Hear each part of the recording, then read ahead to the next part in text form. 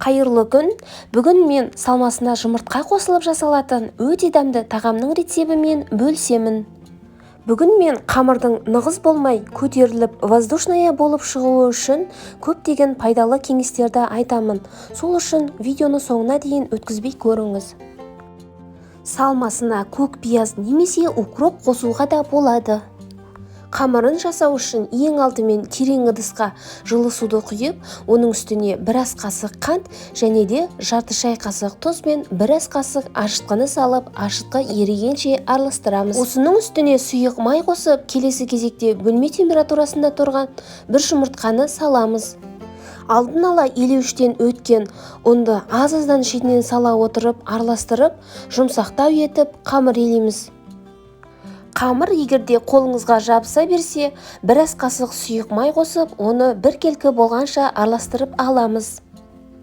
Иленген дайын қамырды бетін жауып, көтерілгенше жылы жерге 40 минутқа қалдырамыз. Осы уақыт аралығында жұмыртқаны салқын суға салып, пештің астын қосып, қайнатып, 7-8 минуттай пісіріп аламыз. Жұмыртқа піскен соң 4 бұрыштап турап, дәміне қарай тұз және бұрыш пен аздаған май қосамыз. Мен салмасына жұмыртқамен қатар картошканы езіп, 2 түрлі салма дайындадым. Дайын болған қамырды дөңгелектеп бөліп, оның арасына салмасын, картопты және жұмыртқаны салып, шет-шетін айналдыра отырып түйеміз. Достар, менің каналымда дәл осындай қарапайым заттармен жасалған көптеген рецептер бар. Алдағы уақытта шығатын рецептерді өткізіп алмас үшін каналыма тіркеліп алыңыз.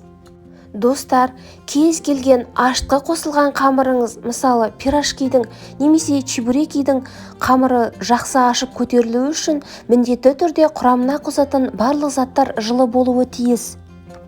Тағы да бір ескере кететін жайт, міндетті түрде ұнды алдын ала илеуіштен өткізіп алыңыз. Илеген кезде күшпен баспай, жұп-жұмсақ етіп, ақырындап илеуге тырысыңыз. Илеп болғаннан кейін қамыр көтерілу үшін міндетті түрде жылы жерде ұстаңыз. Қамыр салқындап қалмауы тиіс. Осы тәсілдерді пайдаланып қамыр ашытсаңыз, міндетті түрде арасы ашылып көтеріліп шығады.